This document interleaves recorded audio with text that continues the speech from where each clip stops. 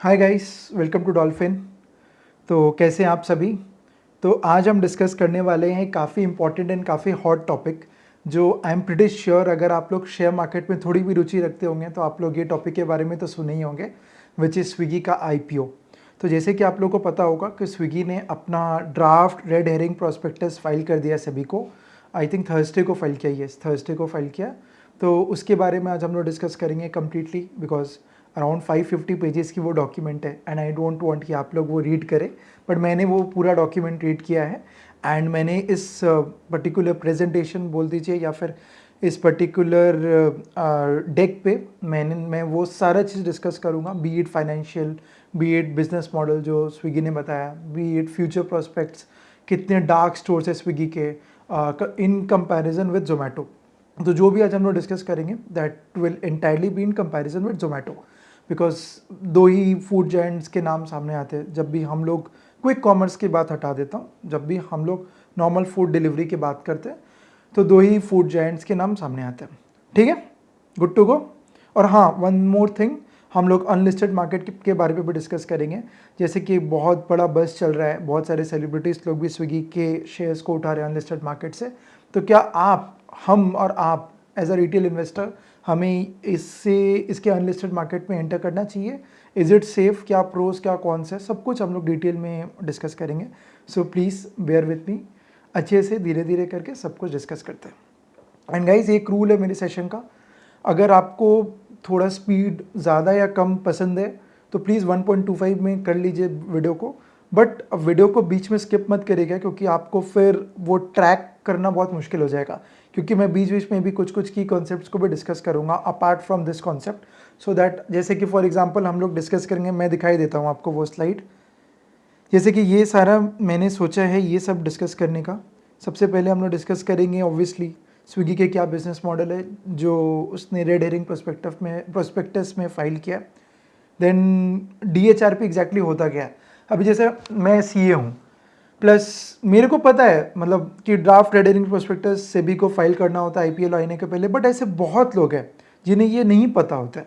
तो हम लोग थोड़ा सा समझेंगे ड्राफ्ट रेड हेरिंग प्रोस्पेक्टस के बारे में भी, कि आखिर होता क्या है, कब फाइल करना पड़ता है, IPO का प्रोसेस क्या है। ज़्यादा टाइम नहीं लूँगा मैं, मेन मुद्दा जो है हमारा वो स्विगी पे डिस्कस करना है, डिस्कस उसी पे करूँगा, बट ये सब जस्ट थोड़ा मोड़ा 30-40 सेकेंड लेके मैं आपको नॉलेज देता रहूँगा। देन ये मेरा favourite topic, valuation of Swiggy का शेयर्स, ये थोड़ा समझेंगे। फिर हम लोग समझेंगे वही जैसे कि मैंने कहा कि अनलिस्टेड मार्केट में इन्वेस्टमेंट करना चाहिए कि नहीं करनी चाहिए। देन क्या स्विगी का IPO जो इतना बज़ है मार्केट पे, हर एक आप इन्वेस्टर से सुनो Swiggy IPO Swiggy IPO Swiggy IPO, मैं कुछ न्यूज़ के स्क्रीनशॉट्स भी अटैच कर दूंगा बीच पे। तो क्या ये रियली वर्थ है इतना हाइप का, वो हम लोग डिस्कस करेंगे। एंड फाइनली मैं अपना पर्सनल ओपिनियन दूंगा इस IPO के बारे में। So that will be completely my opinion. उसको लेकर के आप प्लीज़ कोई इन्वेस्टमेंट डिसीजन मत लीजिएगा। सो मैं बस नॉलेज शेयर करूँगा। इन्वेस्टमेंट डिसीजन, इन्वेस्टमेंट करना इन स्विगी या ना करना, वो at the end of the day आपका डिसीजन है। ठीक है, गुड टू गो। चलिए स्टार्ट करते हैं। तो सबसे पहले स्विगी के बिजनेस मॉडल को समझते हैं। तो ये जो स्क्रीनशॉट आप देख रहे हैं, ये स्क्रीनशॉट मैंने स्विगी के ड्राफ्ट रेड हेरिंग प्रोस्पेक्टस जो है उधर से ही मैंने एक्सट्रैक्ट किया। तो जो भी डॉक्यूमेंट, जो भी स्क्रीनशॉट्स आप देखेंगे, मोस्टली 80-90% मैंने स्विगी के प्रोस्पेक्टस से ही निकाला है, सो दैट वो आपको भी काफ़ी पता चलेगा मतलब कि प्रोस्पेक्टस में क्या क्या रहता है, राइट। तो जैसे यहाँ पे आप देखेंगे तो यहाँ पे स्विगी ने 3 लेयर बना करके रखा है। ये है हमारा फर्स्ट लेयर, ये है सेकेंड लेयर, ये थर्ड लेयर। तो ये फर्स्ट लेयर है, ये जो कोर रेवेन्यू जनरेटिंग इनके जो बिजनेसेस हैं उनके बारे में स्विगी ने लिखा है। तो सबसे पहला कोर रेवेन्यू जनरेटिंग बिजनेस कौन सा है, विच इज़ फूड डिलीवरी। ये सबको पता ही है, नॉर्मल है, ये आपका बहुत सालों से आप लोग भी यूज़ करते हैं, पता है।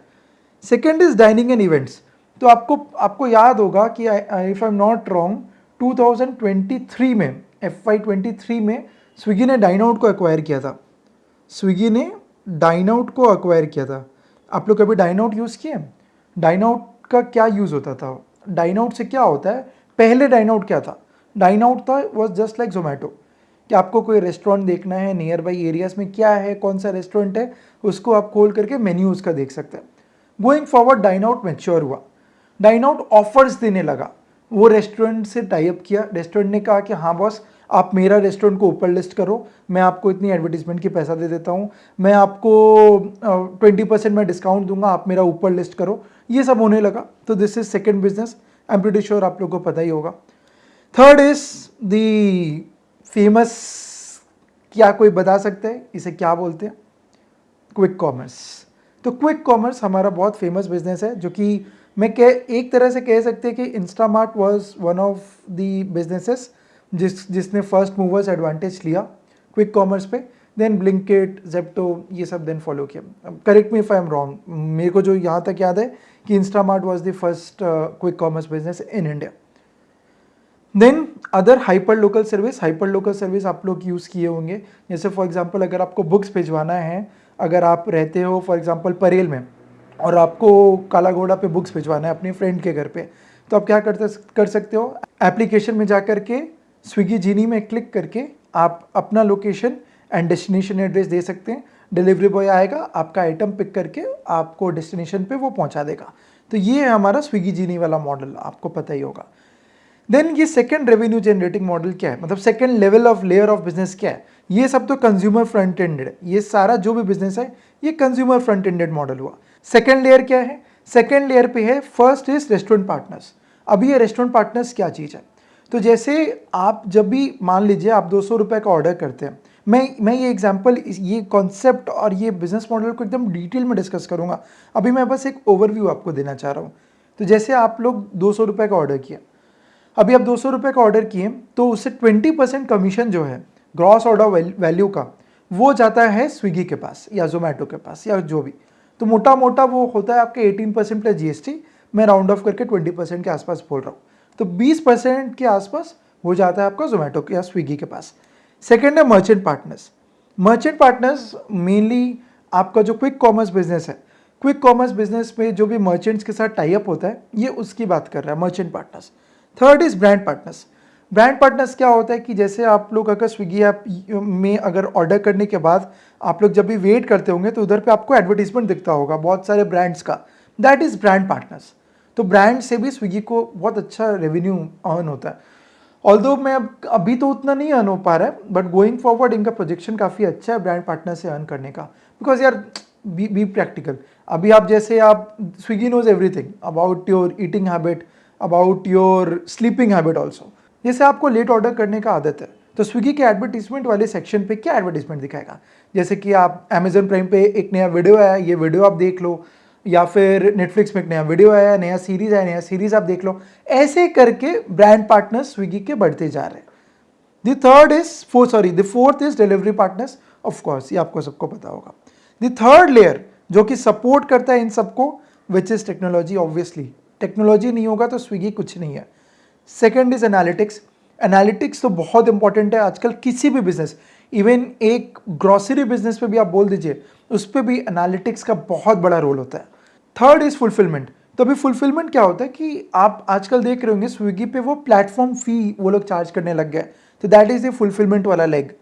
And the last is Swiggy one, जो आई एम प्रीटी श्योर बहुत लोगों के पास, आपके पास ये सब्सक्रिप्शन होगा।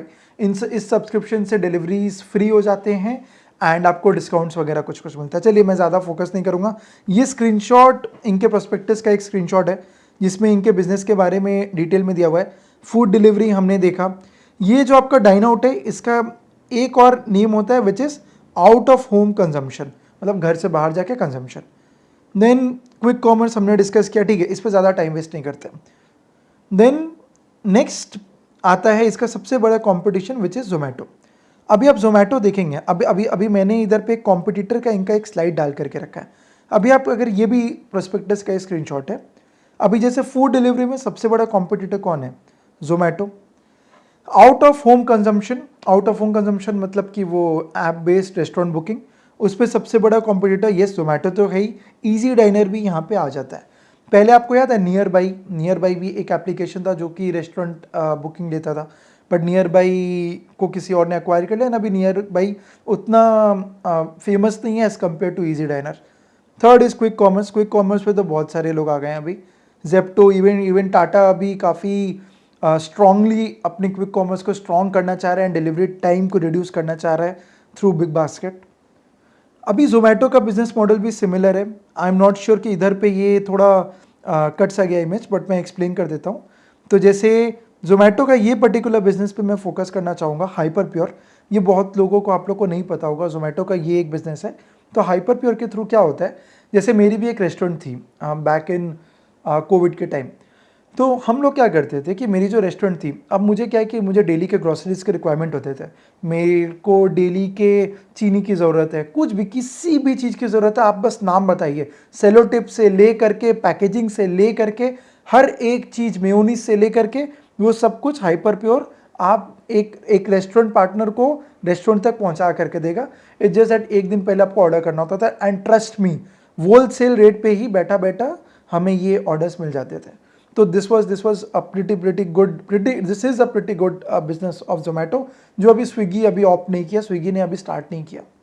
ठीक है, तो अब धीरे धीरे ऑलमोस्ट हम लोग डिस्कस कर लिए बिजनेस मॉडल्स के बारे में, बट धीरे धीरे थोड़े और बिजनेस पे समझते हैं। क्योंकि देखिए, मेरा एक ही कहना है, स्टॉक मार्केट पे अगर आप इन्वेस्ट करने जा रहे हैं, तो as the saying goes that when you are holding even one share of a company, you are the owner of that company. तो आप वो कंपनी के ओनर है। तो अगर आप अपनी कंपनी के बिजनेस को नहीं समझेंगे, तो आप उसमें इन्वेस्ट कैसे करेंगे, और आप वो पैसे को एक्सपेक्ट कैसे कर सकते हैं कि वो पैसा बढ़ेगा। तो आपको तो बिजनेस समझना होगा ना। तो ये फूड डिलीवरी का मॉडल बहुत सिंपल है। मैं ज़्यादा टाइम नहीं लूँगा, मैं बस एक एग्जाम्पल के साथ समझाऊंगा, जो मैं ऑलरेडी इधर पे लिख के रखा हूँ। मैं सपोज फॉर एग्जाम्पल, अगर आप ऑर्डर करते हैं, आपका आइटम का जो प्राइस है, इफ़ दैट इज़ 270 रुपीज़, 270 रुपये का फॉर एग्जाम्पल आप कॉफ़ी ऑर्डर कर रहे हैं, फॉर एग्जाम्पल बेसिक एग्जाम्पल लेते हैं। इस पे फॉर एग्जाम्पल 13 रुपीज़ आप दिए, which is packaging charge plus GST. Packaging पे भी जीएसटी लगता है, packaging charge plus GST. Packaging बोल दीजिए या रेस्टोरेंट चार्जेस, कुछ भी बोल दीजिए। फिर उसमें मान लीजिए 7 रुपीज़ आप प्लेटफॉर्म फ़ी दिए, प्लेटफॉर्म फ़ी प्लस अगेन जीएसटी। गवर्नमेंट कहीं नहीं छोड़ेगा, जीएसटी तो हर जगह पे करना पड़ेगा। देन मान लीजिए 30 रुपीज़, सपोज आपके पास स्विगी वन नहीं है, 30 रुपीज़ आपको डिलीवरी चार्ज देना पड़ा इंक्लूडिंग जीएसटी अगेन। तो मान लीजिए आपका टोटल ऑर्डर वैल्यू आता है, टोटल ऑर्डर वैल्यू आपका जो आता है दैट कम्स टू 320। सॉरी अगर हैंडराइटिंग समझ नहीं आया तो प्लीज़ बियर विथ मी। तो अभी हम लोग समझते हैं कि ये जो रेवेन्यू ब्रेकअप है, इसमें कितना रेस्टोरेंट को जाएगा, कितना स्विगी को जाएगा, कितना डिलीवरी पार्टनर को जाएगा। तो मोटा मोटा ईजी वे में समझते हैं। ये जो 7 रुपये है, ये जो 7 रुपये प्लेटफॉर्म फ़ी है, ये एज द नेम गोस, ये प्लेटफॉर्म फ़ी है, ये पूरा 100% स्विगी को जाएगा। जीएसटी ऑब्वियसली गवर्नमेंट को पे करना होगा। ये जो 30 रुपीज़ है, ये 30 रुपीज़ पूरा डिलीवरी पार्टनर को, मतलब नॉट एग्जैक्टली डिलीवरी पार्टनर को जाता है ये, तो ये बेसिकली ये भी स्विगी को जाता है।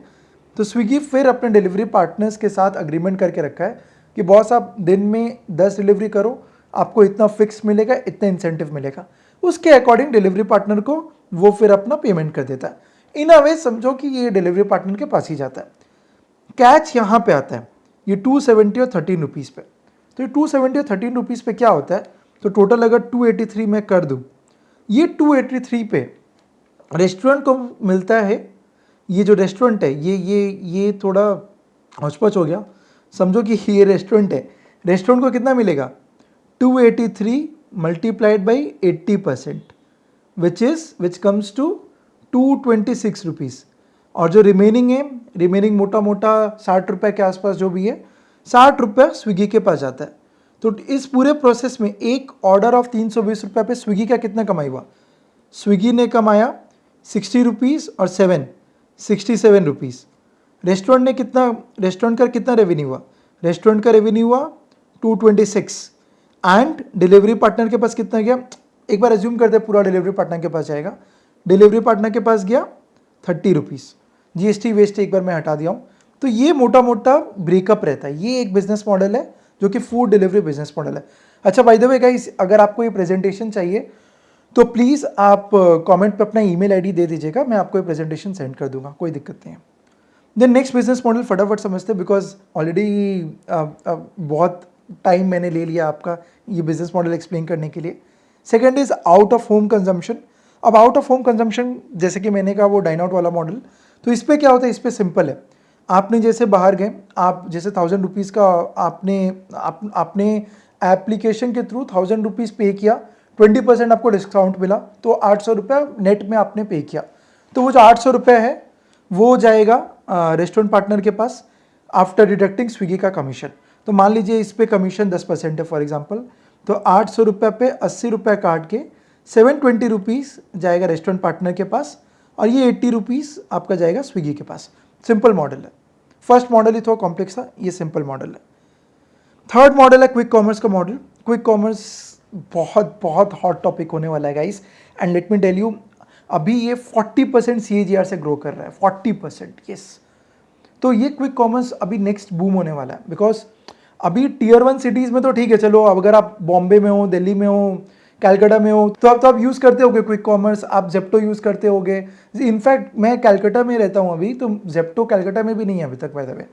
तो ये quick commerce tier 2 tier 3 cities में काफ़ी ज़्यादा बूस्ट करने वाला है, काफ़ी ज़्यादा फेमस होने वाला है। तो इसमें इसे क्विक कॉमर्स का फटाफट समझते हैं कि आखिर कैसा होता है। जैसे फॉर एग्जांपल इसमें पार्टीज क्या क्या होता है, पहले वो समझते हैं। एक होता है इसमें यूज़र, तो पता ही आपको, यूज़र आप हो गए। सेकेंड है ब्रांड पार्टनर। ब्रांड पार्टनर क्या होता है, जैसे फॉर एग्जांपल अगर आपको ऑर्डर करना है शुगर, आपने शुगर सर्च किया, तो आप कभी नोटिस किए हैं ऊपर में शुगर के कुछ कुछ ब्रांड्स ऊपर दिखते हैं एंड उसमें ऐड AD या स्पॉन्सर्ड लिखा रहता है, तो वो है एक revenue of Swiggy which is add revenue. वो रेस्टोरेंट्स का भी दिखता है आपको, एंड क्विक कॉमर्स पे भी अगर आप इंस्टामार्ट पे भी सर्च करोगे तो आपको वो आप नोटिस करना, कुछ भी आप बिस्किट्स भी सर्च करना, कुछ भी सर्च करना, जो नए नए ब्रांड्स होते हैं ना मार्केट पे, जिनको नया नया फंडिंग मिला रहता है, वो खासकर ज़्यादा एडवर्टीजमेंट पे बूस्ट करते हैं। सेकेंड इज हमारा स्टोर। अभी देखिए स्टोर दो तरह का होता है, एक होता है डार्क स्टोर्स, जो कि स्विगी का एक सब्सिडरी है, विच इज स्कूटसी, SCOOTSY, स्कूटसी। तो स्कूटसी क्या है ना, मैं इधर डिस्कस करूंगा स्कूटसी के बारे में। तो स्कूटसी क्या है, स्कूटसी बेसिकली मैनेज करता है दो चीज स्विगी का, लॉजिस्टिक्स प्लस इंफ्रास्ट्रक्चर। तो ये पूरे स्विगी का मैनेज नहीं करता लॉजिस्टिक्स और इंफ्रास्ट्रक्चर, ये प्राइमरीली आपका जो इंस्टामार्ट वाला मॉडल है, वो इंस्टामार्ट वाले मॉडल का लॉजिस्टिक्स और इंफ्रा मैनेज करता है। तो लॉजिस्टिक्स तो समझ में आता है, इंफ्रा क्या होता है, इंफ्रा मतलब जैसे कि बहुत सारे आप डार्क स्टोर्स का नाम सुने होंगे। अब डार्क स्टोर्स क्या होता है, डार्क स्टोर्स होता है कि जो स्टोर में जाकर के आपको जैसे बिस्किट खरीदना है, आप जाके उस स्टोर से बिस्किट नहीं खरीद पाओगे, वो बस एक स्टोर है, समझिए कि आपका एक स्टोर रूम है, उसमें सामान रखा हुआ, that is a dark store. आप जब भी ऑर्डर करोगे, डिलीवरी पार्टनर जाएगा, वो सामान वहां से कलेक्ट करेगा एंड आपके घर पे वो डिलीवर करेगा, that is a dark store. तो वो लीस्ट मॉडल पे अभी स्विगी स्कूटसी के थ्रू अपने वो डार्क स्टोर्स को मैनेज करता है। प्लस इवन जहां पे डार्क स्टोर्स उसका नहीं है, उधर पे क्या करता है कि वो लोकल वेंडर्स के साथ टाई अप कर लेता है। जैसे बॉस आप इतना ये आइटम्स रखो, आपका जो भी होगा उसका कमीशन मैं आपको पे कर दूंगा, बाकी मैं कमीशन कुछ कुछ रख लूंगा। तो ये स्विगी उनके साथ भी टाई अप करता है, विच इज मर्चेंट पार्टनर बोल दो या फिर आप डार्क स्टोर्स बोल दो, ये दोनों इसमें कवर्ड है। देन डिलीवरी पार्टनर तो आपको पता ही है। ये स्लाइड आप अच्छे से देख लेना, मैं ये डेक भी शेयर कर दूंगा, आप अच्छे से देख लेना and just go through it. And किसी भी मोमेंट पे आपको कोई भी डाउट हो प्लीज़ कमेंट कर दीजिएगा, मैं सर्टेनली आपके एज मच एज पॉसिबल मैं आपके कमेंट्स का रिप्लाई कर दूंगा। ठीक है, चलिए आगे बढ़ते हैं। ये बस वही सेम मॉडल है, मैं इस पर फोकस नहीं कर रहा हूँ। अभी आते हैं कि स्विगी का तो हम लोग समझ लिए, अभी आते हैं इसके रेवेन्यू के ब्रेकअप पे। तो इससे बेटर मेरे पास एक और स्लाइड है, इधर पे मोटा मोटा आप देख सकते हो, मोटा मोटा मैंने इधर पे की पैरामीटर्स यहाँ पे डाल करके रखा है, बट इसको हम डिटेल में समझेंगे क्योंकि यही हमारा ब्रेड एंड बटर है। यही हमें बताएगा कि स्विगी एक गुड IPO होने वाला है, एक फ्लॉप IPO होने वाला है। ठीक है, तो डार्क स्टोर्स जैसे कि मैंने अभी कहा, स्विगी का देखिए हर एक सिचुएशन पे आप अगर जोमेटो से कंपेयर करेंगे, हर एक पैरामीटर पे जोमेटो आपको बेटर ही मिलेगा। देखिए उसके बहुत रीजंस है। जोमेटो का ब्रांड वैल्यू, आप मैं जैसे आपसे पूछूंगा कि स्विगी के फाउंडर का नाम बताइए, आप नहीं जानते होंगे फाउंडर का नाम, कुछ कुछ लोग जानते होंगे इवन, बट अगर मैं जोमेटो के फाउंडर का नाम बताऊं तो आप मुझे अभी बता दोगे कौन है जोमेटो का फाउंडर। आपने उसके कितने सारे पॉडकास्ट देखे होंगे, इनफैक्ट ये वाला पॉडकास्ट देखिए आप, मैं श्योर हूं आप ये वाला पॉडकास्ट देखे होंगे। डिस्काउंट्स बहुत कम है यार, और पहले होते थे। पहले भी कम ही होते थे, ओके लगता ज़्यादा है। Okay 50% off up to 80, 50% off थोड़ी है। ₹80 ऑफ है, हम्म 400 रुपये का ऑर्डर है, 20% होगा ना. Nice. I want to change it, but I don't call this discounting honest. Okay. Discounting should be honest. अगर कस्टमर को कुछ भी बता रहे हो, it should be honest. It should be ₹80 off, should not be 50% off up to 80. But competition अगर ये करता रहेगा तो मैं नहीं कर पाऊंगा ये चेंज. तो ये पॉडकास्ट आपने देखा ना, तो आई एम प्रीटी श्योर आप जोमेटो के फाउंडर को जानते हैं. जोमेटो इतना इवेंट्स करता है, क्या नहीं करता है जोमेटो अपना ब्रांडिंग के लिए. अब बताइए स्विगी क्या करता है? स्विगी ज़्यादा कुछ नहीं करता है. दैट्स द रीज़न हर एक पैरामीटर में आपको जोमेटो तो बेटर मिलेगा ही मिलेगा. अभी इधर पे देखिए, स्विगी, ये डार्क स्टोर्स का कंपैरिजन है. इसमें मैं बोलूँगा कि माइन्यूटली जोमेटो का हाई है. रेवेन्यू मोटा मोटा Swiggy is trying to cope up. Problem कहाँ है पता है? प्रॉब्लम, मैं नेक्स्ट स्लाइड में जाऊँगा. रेवेन्यू में प्रॉब्लम नहीं है. रेवेन्यू में स्विगी इज A+. मैं A+ दूंगा रेवेन्यू में स्विगी को. प्रॉब्लम नेक्स्ट स्लाइड में मैं बताऊँगा. अब देखिए प्रॉब्लम क्या आता है. ये हमारा मोटा मोटा रेवेन्यू ब्रेकअप. ये अगेन ये आपका प्रोस्पेक्टस से लिया गया, ठीक है. तो अभी आप यहाँ पे रेवेन्यू देखिए. रेवेन्यू ये आपका FY24 का रेवेन्यू है, comparison between Zomato and Swiggy. तो ये है आपका 24 का स्विगी का, ये 24 का जोमेटो का. यहाँ प्रॉब्लम नहीं है, प्रॉब्लम यहाँ एबिटा पे है. आप एक बार एबिटा को ध्यान से देखिए बॉस. इधर I am getting 1835 crore loss. ये रुपीस मिलियन में, इसको करोड़ में कन्वर्ट करूंगा तो एक डेसिमल पहले कर दूंगा. 1835 करोड़ का लॉस है इन स्विगी. एंड ये जोमेटो में देखो. जोमेटो में मैं नहीं बोलूँगा बहुत हैंडसम, बहुत अच्छा मार्जिन है ये, नहीं, no. But Zomato is trying to cope up. Zomato already उस फेज, वो एक स्टार्टअप का एक फेज होता है ना. एक फेज होता है जब स्टार्टअप फंडिंग पर डिपेंडेंट होता है, जैसे कि जेप्टो अभी जिस फेज पे है. जेप्टो को फंडिंग नहीं मिलेगा, जेप्टो बंद. तो जेप्टो अभी उस फेज पे है. अभी धीरे धीरे धीरे धीरे जोमेटो सेल्फ सस्टेनिंग बन रहा है. अभी मैंने नहीं कहूँगा कि वो मैं कंपेयर कर सकता हूँ जोमेटो को एक बड़े एस्टैब्लिश स्टार्टअप से, बट ये जोमेटो वहाँ पहुँच रहा है, उसका एंडेवर क्लियर है. बट स्विगी का ऑपरेशनल कॉस्ट बहुत हाई है, इसलिए आप देख रहे हो इसका एबिटा क्या होता है गाइस. अगर आपको नहीं पता है तो प्लीज़ कमेंट करिएगा. अगर आप चाहते हैं तो मैं एक डिटेल में वीडियो सिर्फ एबिटा पे बनाऊंगा, taking examples of few companies and taking few case studies. तो मैं जो भी समझाता हूँ सब केस स्टडीज और एग्जाम्पल बेस्ड ही समझाता हूँ, ठीक है. तो इस पे मोटा मोटा यही देखने का था, बाकी उतना कुछ देखने का नहीं है. मैं ज़्यादा टाइम नहीं लूँगा आप लोग का, ऑलरेडी 20 मिनट्स हो चुका है इस वीडियो को. ये है आपका टोटल ऑर्डर्स का सिचुएशन. अगर मैं एक मोमेंट पे दिखाऊंगा, ये एक अच्छी बात है कि दोनों का ये total order average order value है.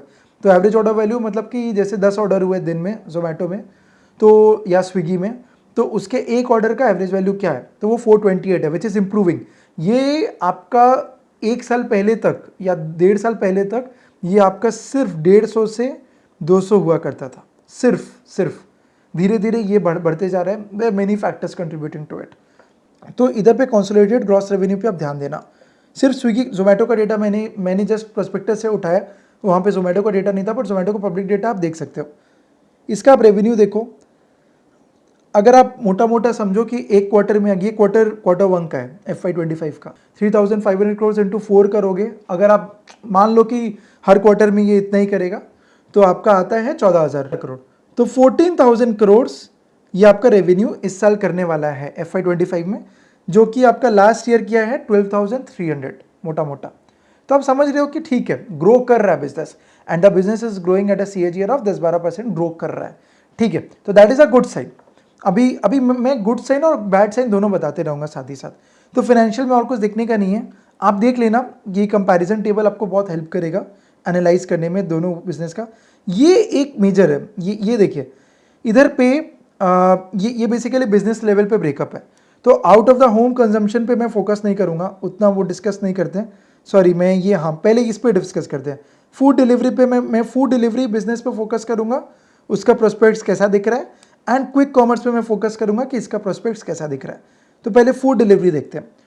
फूड डिलीवरी पे अगर हम लोग देखेंगे तो इधर पे आप देख रहे होंगे कि अभी स्विगी का अगर आप ये 23 और ये 24 ये दोनों आप कंपेयर करिए तो आपका ग्रॉस ऑर्डर वैल्यू क्या होता है कि जैसे अगर यूजर्स ने 24,700 करोड़ का ऑर्डर प्लेस किया है तो उधर से स्विगी ने कमाया है 6,000 करोड़ के आसपास फूड डिलीवरी के बिजनेस की मैं अगर बात करूँ तो ये होता है ग्रॉस ऑर्डर वैल्यू, तो ये कमीशन वाला पार्ट है बेसिकली।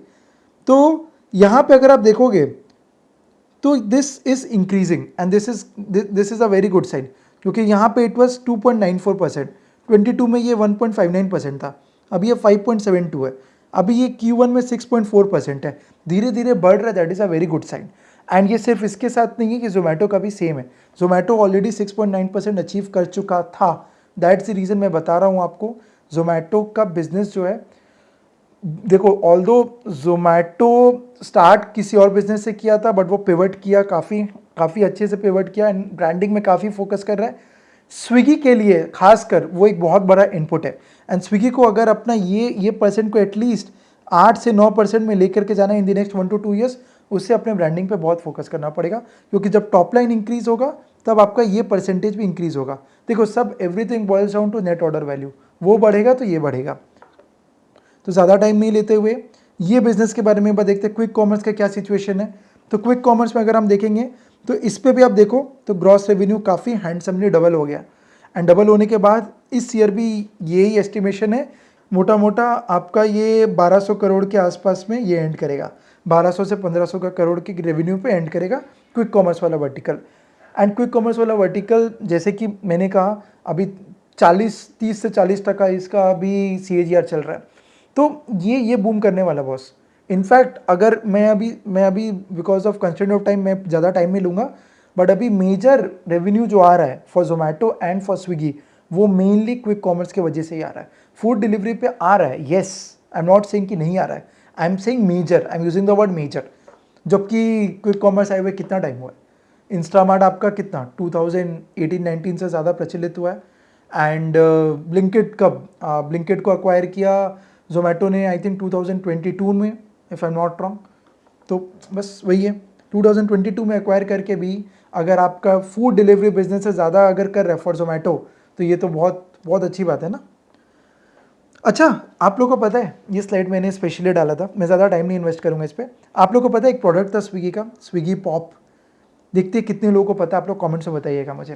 तो स्विगी पॉप क्या था, मैं जस्ट एकदम बड़ा मोटा बताता हूँ कि एक ऐसा पॉप का आइकन था, आप पॉप पे क्लिक करोगे तो यहाँ पे आपको इमेजेस दिखता था, ठीक है।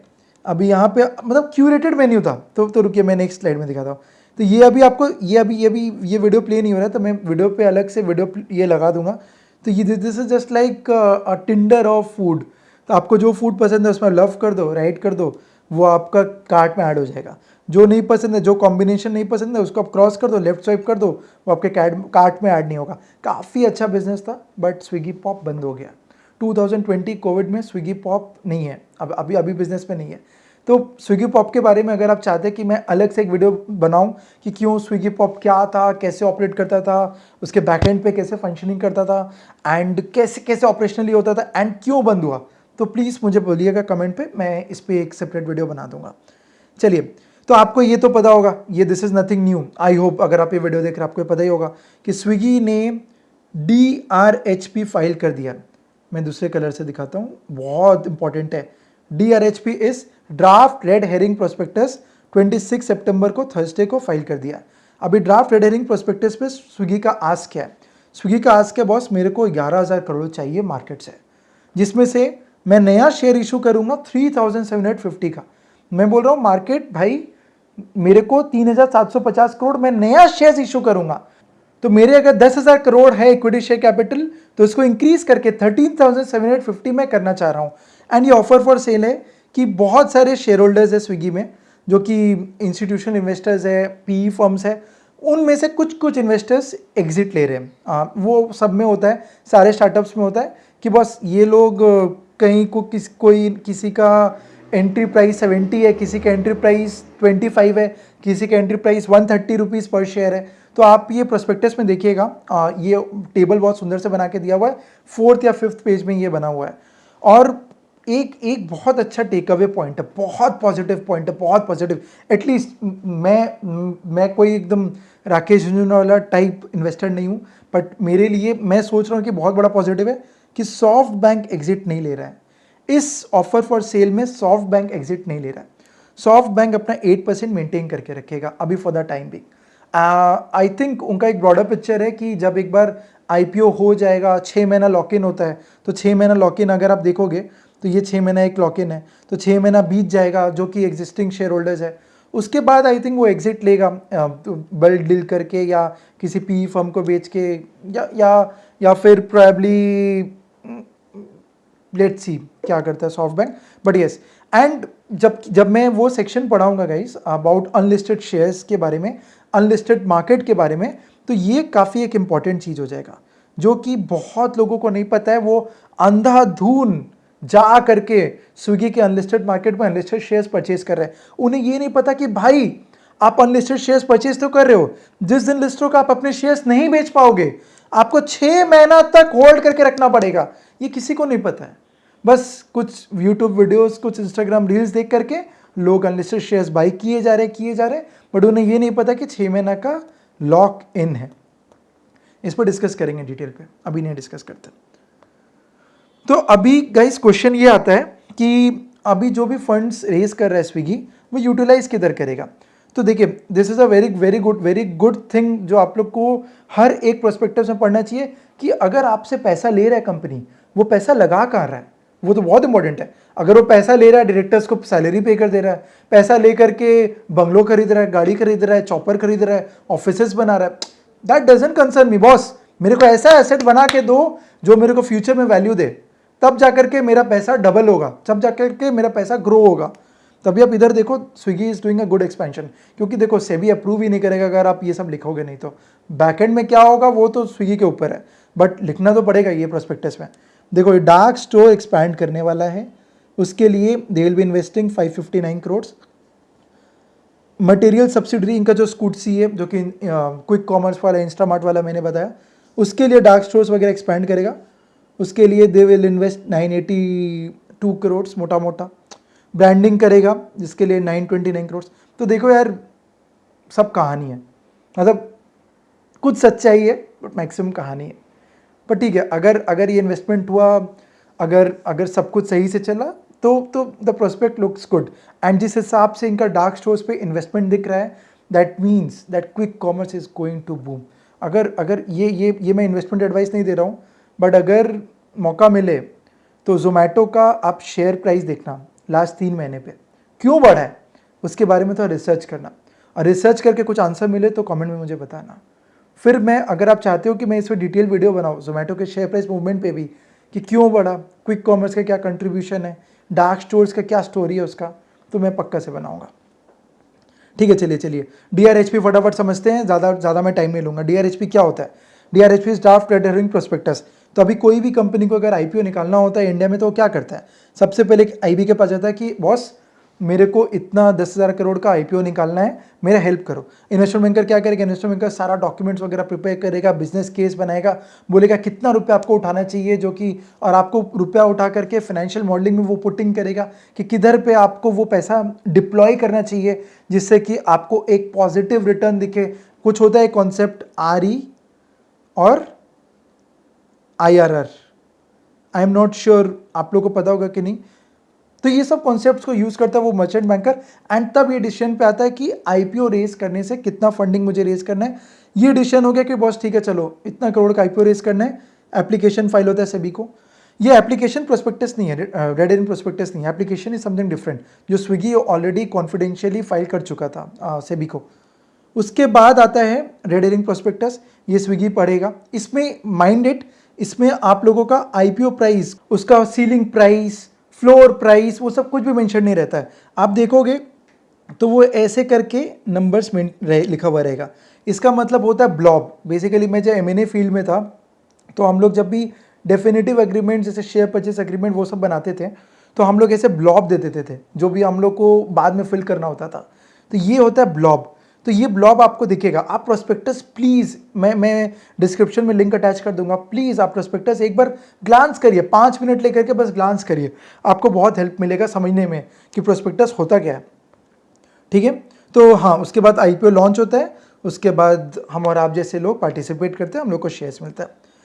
ये एक इंपॉर्टेंट केस स्टडी था, मैं चाहता था कि ये मैं आप लोग से शेयर करूं क्या DRHP, क्या draft red herring prospectus reject हो सकता है? जैसे अभी स्विगी गया सेबी के पास, सेबी बोला स्विगी को कि चलो no job F off rejected. क्या ऐसा हो सकता है? यस, ऐसा हो सकता है। नहीं, ऐसा बहुत रिसेंटली हुआ है।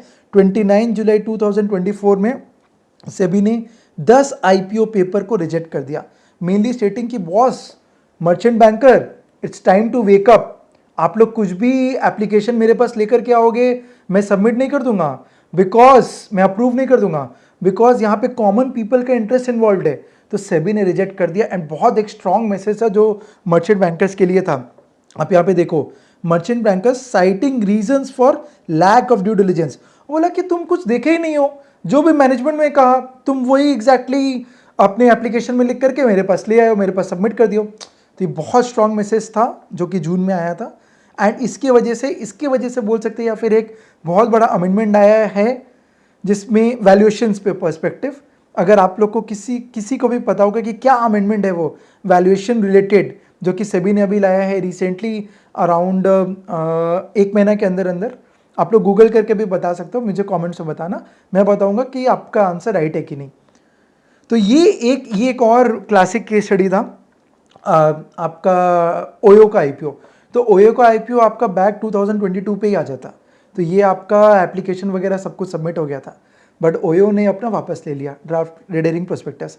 ओयो को दिखा कि बॉस मार्केट अभी बहुत ख़राब है, अभी मैं आईपीओ लाऊंगा, पैसा क्या, मेरे को तो सब्सक्रिप्शन ही नहीं मिलेगा, तो लिस्टिंग गेंस तो बात का बात है। तो उनके इन्वेस्टर्स फाउंडर्स ने ये डिसीजन लिया कि बॉस वापस ले लो, इसीलिए ओयो ने डिले किया। ये देखो 2021 में हुआ था, नॉट 2022, 2021 में हुआ था। ओयो ने विड्रॉ किया और अभी ये रीफाइनेंस करेंगे अपना कुछ लोन को तो आप बैलेंस शीट क्लीनिंग करेंगे, उसके बाद ये वापस से लाएंगे। मोस्टली इस फाइनेंशियल ईयर में तो नहीं लग रहा है मुझे, बट नेक्स्ट फाइनेंशियल ईयर में ओयो का आईपीओ हम लोग देख सकते हैं, maybe I might be wrong. ठीक है, तो गाइस अभी तक हम लोगों ने ये टॉपिक्स ये सब मोटा मोटा 2 टॉपिक्स कवर किया, बट मैंने ऑलरेडी टाइम को शूट अप कर लिया, so sorry for that. But guys मेरा ये पैशन है पढ़ाना, एंड मैं अगर कोई टॉपिक पे अगर घुसता हूँ तो मैं पूरा एंड टू एंड पढ़ाता हूँ।